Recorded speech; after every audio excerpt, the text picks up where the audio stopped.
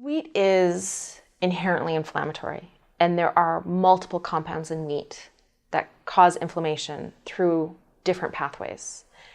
And so every chronic illness has inflammation as part, at least part of its development. So at least part of what's going on in every chronic illness is inflammation. So it just seems to be that wheat is contributing to an inflammatory state in our bodies, both by being inherently inflammatory and also by displacing foods in our diet that would allow us to have a more robust immune system. We do understand how wheat can be inflammatory and how that can stimulate the immune system. And so we're starting to be able to draw these more succinct and direct lines between wheat consumption and disease. We know that the incidence of celiac disease and non-celiac gluten intolerance are increasing dramatically. And we know that that goes beyond our diagnostic capabilities. So why? Why do we see so much more celiac disease, gluten intolerance? Why is that so prevalent now? And it comes in part from the fact that wheat is in more foods. It's a larger proportion of our diets. The wheat itself is now grown to have more problematic compounds because the problematic compounds in it actually make it more resilient as a crop to disease. So the same things that protect wheat from insects and disease are the same things that are the most inflammatory for our bodies. But it also intersects with the other changes we're seeing in our diets and in our lifestyles. So the fact that we sleep an hour and a half to 2 hours less every night now than we did 50 years ago, that decreases our resilience to a suboptimal diet.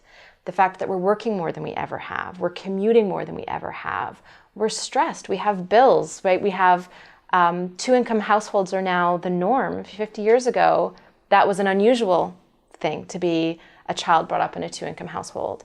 And so as our society changes to one that is much more focused on, work hard, play hard, and we sacrifice sleep, we sacrifice time in our own heads, we sacrifice stress management. At the same time as our diets are getting more and more nutrient void and richer in inflammatory compounds, we are creating a perfect storm of events for chronic illness. And we are seeing not just an increase in celiac disease and gluten sensitivity, but we're seeing an increase in just about every chronic illness that we have the capacity to diagnose. And it's not just our diets. It's how our diets are also intersecting with our lifestyles and how those things come together to make us more susceptible to health problems. It's overall decreasing our resilience. One of the other big problems is it's also not inherently nutritious. As much as we're told we need to eat healthy whole grains, compared to anything else that you would put on your plate, wheat-based products have no appreciable nutritional value. So they just don't have the vitamin content, the mineral content, essential fatty acids, essential amino acids. And so they don't contribute the vital nutrition our bodies need. So it's not just that wheat can cause problems, it's that wheat is displacing vegetables and fruit and animal proteins, meat and seafood, and these foods that have everything our bodies actually need to be healthy and to thrive, and even the nutrients that we need to be able to regulate our immune systems so that we don't overreact to the compounds in wheat. And so when you have such a nutrient poor diet overall, you have a more exaggerated response to those inflammatory compounds. So the more that wheat takes over our diet, the more we're going to have these exaggerated responses to the bad parts about wheat. And so it really comes from two sides. It comes from the fact that it's inherently problematic, but that it displaces the things that might give us some kind of resilience. And because of that, and because of the huge amount that we're eating, and the fact that it's getting into everything, that's drawing some direct links in the scientific literature now to the rise in chronic disease. So the biggest influence on the type of microorganisms that are living in our digestive tract is our diet. And we know that we can shift what type of bacteria are growing in there by changing what we eat in just a matter of days. Like 3 days is enough to completely change the type of bacteria that are growing in our digestive tracts. And so part of what we know about the gut microbiome is that diversity is the most important factor. We change the environment where the bacteria want to grow, we change their food, and then we change what types of bacteria are going to thrive.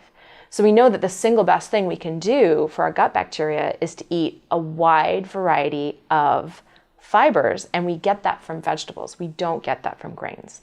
Grains is actually very limited in the type of fiber that it's feeding our gut bacteria, and they tend to be types of fiber that don't have antioxidants as part of their structure, whereas the fiber we get from vegetables have antioxidants built right in, and that creates an entirely different environment for our gut bacteria. We're starting to find some links. So we're starting to find, for example, if you have overproduction of short-chain fatty acids by your gut bacteria, that can actually turn on genes in the liver that increase fat storage. So we actually know that if we're overfeeding our gut bacteria, especially the soluble fibers that we find in grains, that can actually trigger a change in gene expression in the liver that makes it easier for us to store that fat. We know not even the tip of the iceberg when it comes to how gut bacteria are influencing our epigenome, or even how food and toxins and stress and how much sleep we get, right? Those are all influencing our gene expression. And that then influences just how our bodies is working, right? So the genes tell us what proteins to make, the proteins have their jobs. And so if we change the genes, we change that entire map, right? And we end up going to a different destination. And so we really only understand the tiniest fraction of how our environment, including the bacteria that are living inside and on our bodies, actually affect our genetics. And I think as we start to know that, I think we're going to respect our gut bacteria a lot more. We've lost the art and simple skill of cooking. And I hope that one day each and every child gets to learn how to cook 15, 20 nutrient-dense dishes. There's no shortcuts to health. If you want to be healthy, you need to get into the kitchen and cook nutrient-dense food. It's as simple as that. So my advice, get into the kitchen, start cooking beautiful foods for yourself and your family. If you can grow as much of it yourself, then go for it. Whether it's a herb garden, whether it's some tomatoes, if you can tolerate them, whether it's having a couple of chooks in your backyard, start that process of being connected to where your food comes from again. But you have to cook. And it doesn't mean you need to spend hours in the kitchen. I can teach you how to cook some very simple recipes like that. If more and more people start to eat nutrient-dense foods, then they probably don't need to eat as much of it. If we start to treat the land holistically and work with nature, then potentially we do not need as many wheat fields, cornfields, sugar fields as we currently have. I mean, you step out of my boundary here, I mean, it's sugarcane from here for the next 10, 15 minutes that you're driving, everywhere. You keep going up north and it's sugarcane. I mean, how much of that land can be used for other products? Can we get holistic farming on those plots? Can we be growing broccoli? Can we be getting subsidies from the government for cauliflower, for orange trees, for whatever it may be? I mean, we use a lot of the land for ingredients that really aren't causing us to have great health. So what can people do? Well, I don't want to assume that I know everyone's individual situation, because people live in the outback, they live on tropical islands, they live in the city. But all I can say is do your homework, do your research, take it one step at a time. Try not to do too much that's overwhelming. And the first thing might be just visiting a farmer's market, you know, or going on the internet and seeing who delivers in your area or close to your area.